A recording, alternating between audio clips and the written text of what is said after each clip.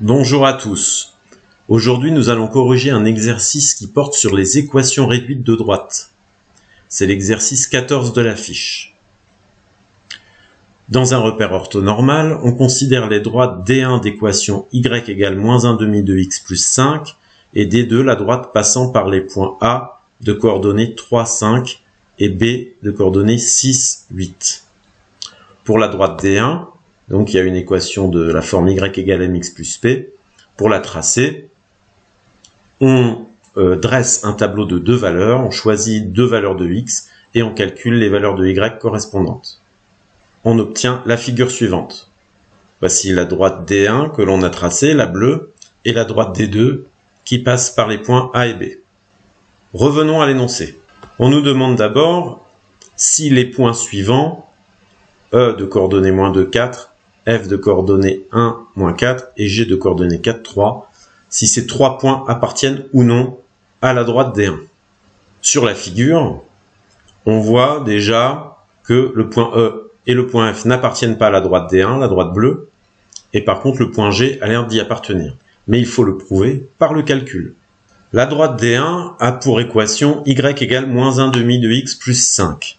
Pour savoir si un point appartient ou non à cette droite, il faut en quelque sorte remplacer y par l'ordonnée de ce point, donc la partie en verte là, et dans la partie jaune, il faut remplacer x par l'abscisse de ce point. Si on a l'égalité entre la partie verte et la partie jaune, alors le point appartient à la droite. Si on n'a pas l'égalité, le point n'appartient pas à la droite. Donc avec le point E, je vois que dans la partie jaune, je remplace x par xe, c'est-à-dire l'abscisse de E. C'est moins 2, on le voit ici. Et j'obtiens que la partie jaune vaut 6. La partie de gauche, le y, combien vaut-il? Je remplace y par ye, je vois que ye vaut 4. Comme le membre de droite, le jaune, est égal à 6 et que le membre de gauche vaut 4, je n'ai pas l'égalité entre ye et moins 1 demi de x plus 5. On dit que les coordonnées de E ne vérifient pas l'équation de la droite, donc E n'appartient pas à la droite D1. Et je recommence de la même manière avec le point F. Je remplace x par xf, le membre de droite vaut 4,5. À gauche, yf vaut moins 4.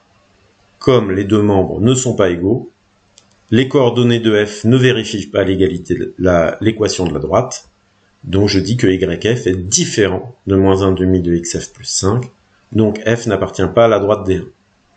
En revanche, pour le point G, je me rends compte que le membre de droite, le jaune, vaut 3, et le membre de gauche vaut également 3, donc là, l'égalité est vérifiée, le point appartient à la droite D1. Question suivante. Déterminer une équation de la droite D2. En lisant l'énoncé, on voit que la droite D2, c'est la droite passant par les points A et B. Sur la figure, on voit que la droite AB n'est pas verticale. Cela vient du fait que A et B n'ont pas la même abscisse. Donc l'équation de la droite AB est de la forme y égale mx plus p. C'est ce que j'ai indiqué ici. La droite D2 a une équation de la forme y égale mx plus p.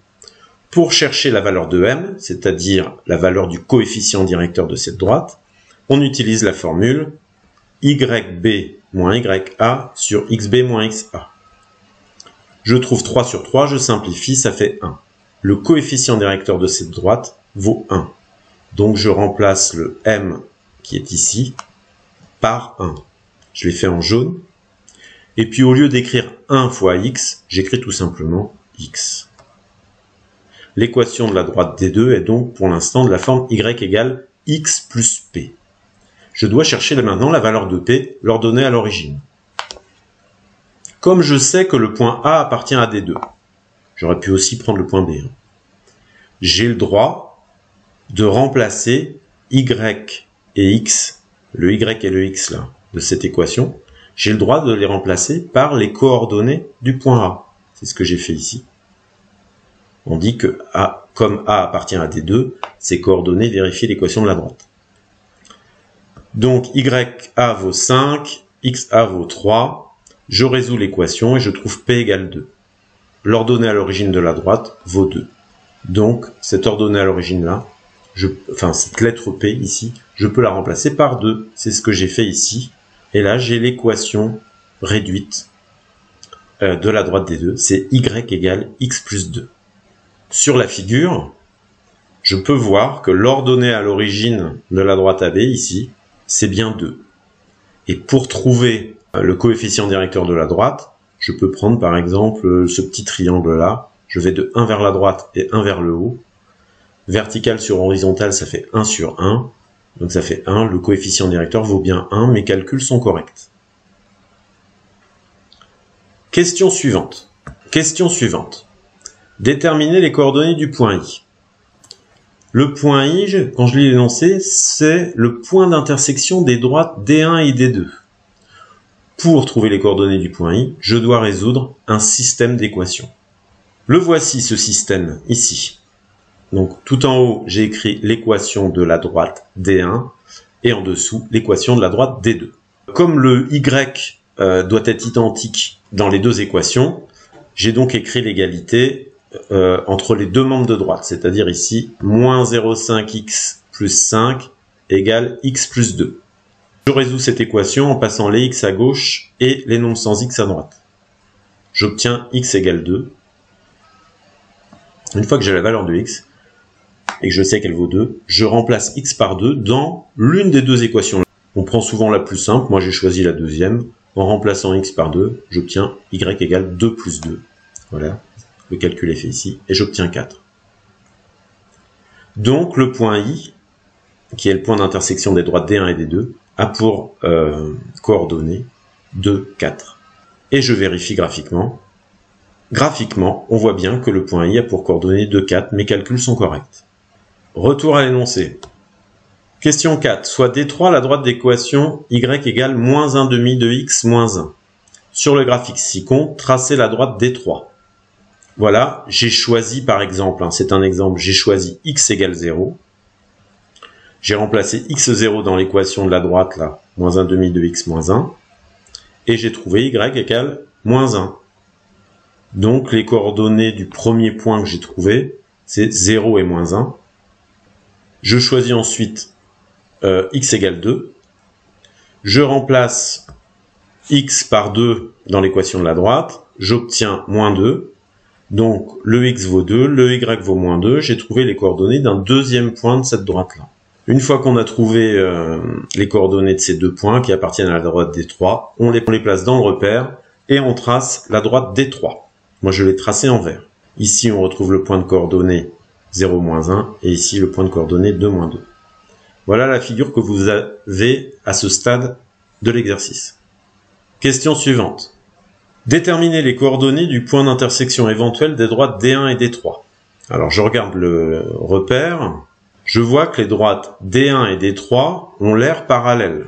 Si ça se trouve, il n'y a pas de point d'intersection, et c'est pour ça que dans l'énoncé, on utilise le mot éventuel. Le point éventuel d'intersection entre ces deux droites. Je vais regarder les deux équations de ces droites. Je constate que les deux équations de droite ont quelque chose en commun. On voit, c'est le moins 1 demi. C'est le coefficient directeur. Donc, les droites D1 et D3 ont le même coefficient directeur. Mais les deux équations de droite ne sont pas identiques. L'ordonnée à l'origine, là, on voit, c'est moins 1. Ici, c'est 5. Comme les deux droites ont le même coefficient directeur, mais pas la même ordonnée à l'origine, on dit qu'elles sont strictement parallèles. C'est-à-dire qu'elles ne sont pas confondues. Elles n'ont aucun point commun. Elles n'ont donc aucun point d'intersection. Et donc, en fait, quand on vous demandait quel est le point éventuel d'intersection entre ces deux droites, il faut répondre tout simplement qu'il n'y en a pas. Ça, c'est la réponse.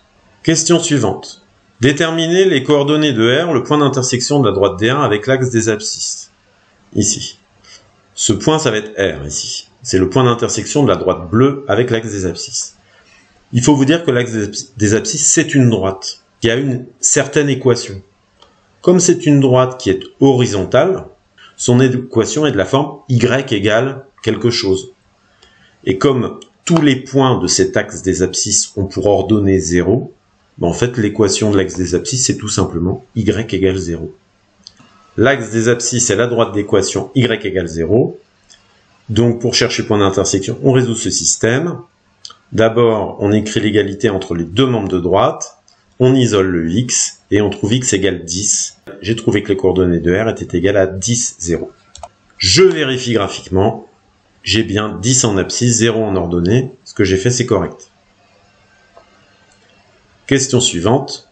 Déterminer l'équation de la droite D4 parallèle à la droite D2 passant par R. Alors je la trace. La droite D4, c'est la droite orange. Donc je l'ai tracée parallèle à la droite D2 avec le même coefficient directeur. Elle passe par R, donc je me suis décalé de 1 vers la droite, 1 vers le haut, 1 vers la droite, 1 vers le haut, car c'est le même mouvement que j'effectue pour les deux droites, étant donné qu'elles ont le même coefficient directeur. Il faut que je trouve l'équation de cette droite. La droite D2 a pour équation y égale 1x plus 2. Son coefficient directeur, c'est 1. Et la droite D4, qui est parallèle, a forcément une équation de la forme y égale mx plus p. Comme D4 est parallèle à D2, les deux droites ont le même coefficient directeur, 1. Donc le m qui est ici, je peux le remplacer par 1. C'est ce que j'ai fait là, on voit en jaune. Il me reste à trouver la valeur de P, l'ordonnée à l'origine. Cette droite D4, elle passe par le point R, dont je viens de trouver les coordonnées. Le point R qui a pour abscisse 10 et pour ordonnée 0. Donc je remplace le Y par 0 et l'abscisse par 10 dans l'équation de D4. Et j'obtiens P égale moins 10. La droite D4 a donc pour équation Y égale X moins 10. Je vérifie graphiquement. L'ordonnée à l'origine de la droite D4 est bien moins 10. C'est bon. Dernière question. D3 coupe D2 et D4 respectivement en S et T. Que peut-on dire du quadrilatère IRTS? Eh bien, là, la démonstration est simple. D'après l'énoncé, la droite rouge et la droite orange sont parallèles. La droite verte et la droite bleue sont aussi parallèles. Et quand un quadrilatère a ses côtés parallèles 2 à 2, eh bien c'est un parallélogramme. Et ça n'est pas plus qu'un parallélogramme, ça n'est pas un losange, ça n'est pas un rectangle, ni un carré. Donc on s'arrête au parallélogramme. Donc j'écris la démonstration ici, le point numéro 5. Merci de votre attention.